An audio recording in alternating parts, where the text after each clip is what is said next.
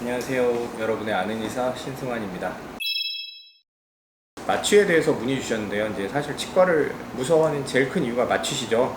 하루에 이제 수십 번 환자분들에게 마취를 하지만 저도 이제 제가 체했을 때 이렇게 따는 거 굉장히 무서워요. 네. 바늘이 내 몸에 찔린다는 건 정말 무서운 일입니다. 저도 공포스럽습니다.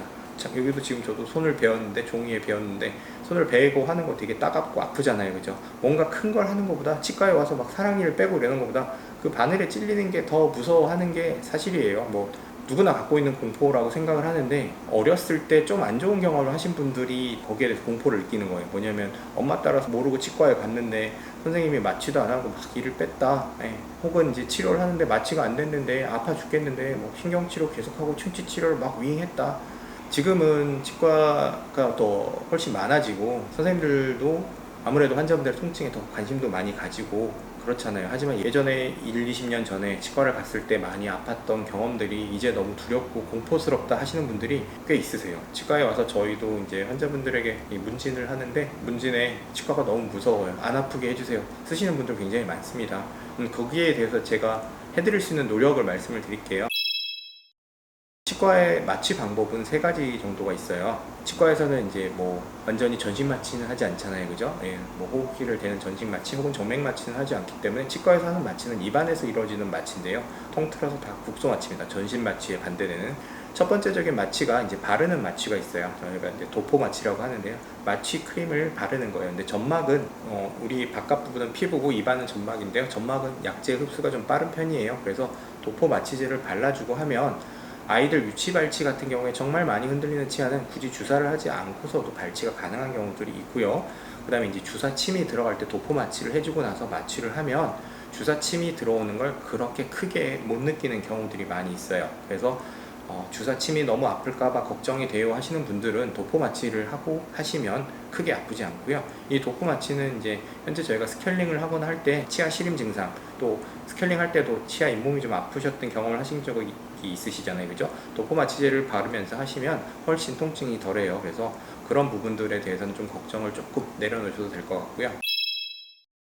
두 번째 마취 방법은 이제 저희가 침윤 마취라고 하는데요. 요건 이제 주사를 이용해서 하는 마취인데 해당 치아 근처에다가 하는 마취예요. 저희가 이제 앞니 쪽 같은 경우에 치료할 때 혹은 잇몸 치료할 때 사용하는 마취가 침윤 마취인데요. 마취액이 주변을 통해서 흡수돼요. 주사침을 통해서 피부 안으로, 점막 안으로 시간이 지나면서 뼈 안쪽까지 이렇게 스며 들어가는 마취가 침윤 마취인데요.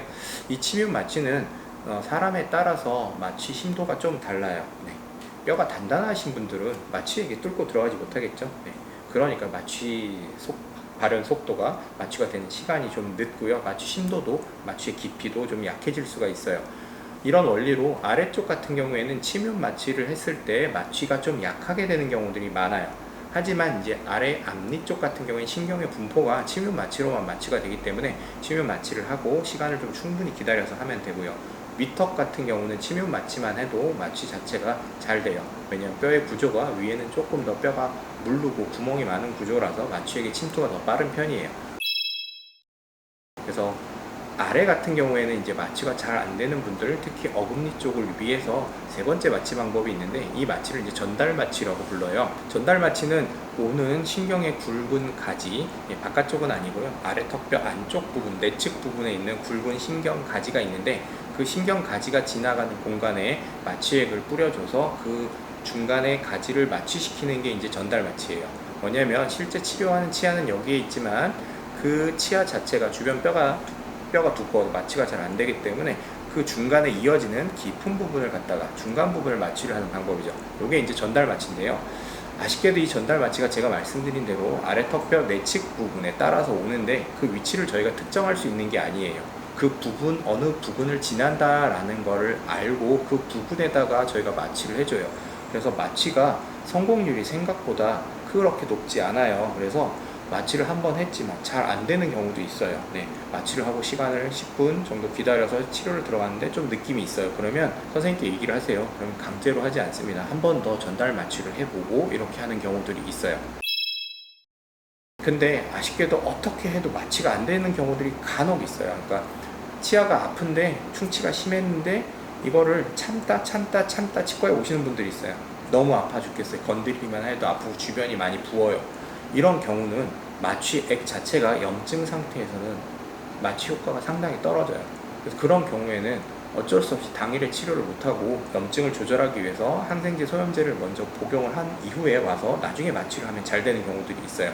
사랑니가 부었을 때가 주로 그런 경우인데요. 사랑니 주변이 많이 부었을 때는 당일에 막 빼고 싶어요 라고 오시지만 사실 빼려고 마취를 해도 마취가 잘 안 되는 경우가 많아요. 그래서 그런 경우에는 약을 드시고 오셔서 염증을 가라앉히고 나서 마취를 하는 게 마취가 잘 되게 하는 방법이에요. 이제 아주 마지막 경우는 이제 충치가 너무 심한 경우에는 마취를 어떻게 해도 잘 안 되는 경우들이 있어요. 근데 그럴 경우에는 최후의 방법으로 치아 내부에 마취를 하는 방법이 있어요. 그런 경우에는 어쩔 수 없이 치아 내부까지 마취를 할 수 있을 정도로 작은 구멍을 하나 내야 되는데, 그때까지는 조금 주변 마취를 통해서 최대한 마취를 해놓고 참은 다음에 치아 내부를 한 번만 마취하고 나면 그 이후에는 통증이 사라져요. 혹은 이제 마취에 의해서 안 좋았던 기억 때문에 너무 두려워하시는 경우들이 있는데, 그래도 최대한 의사 선생님과 상의를 해서 안 아프게끔 진행을 할 수 있는 방법들이 있으니까 너무 공포스러워하지 마시고, 제가 아까 말씀드린 마지막 정말 참다가 오시면 최악의 경우가 생길 수가 있어요. 저희도 안 아프게 해드리고 싶지만 어쩔 수 없이 치아 내부에 마취하는 경우가 있거든요. 그런 경우가 오히려 제일 안 좋은 경우니까, 제일 아플 수 있는 경우니까 참지 않고 오시는 게 좋은 방법이 될 것 같습니다.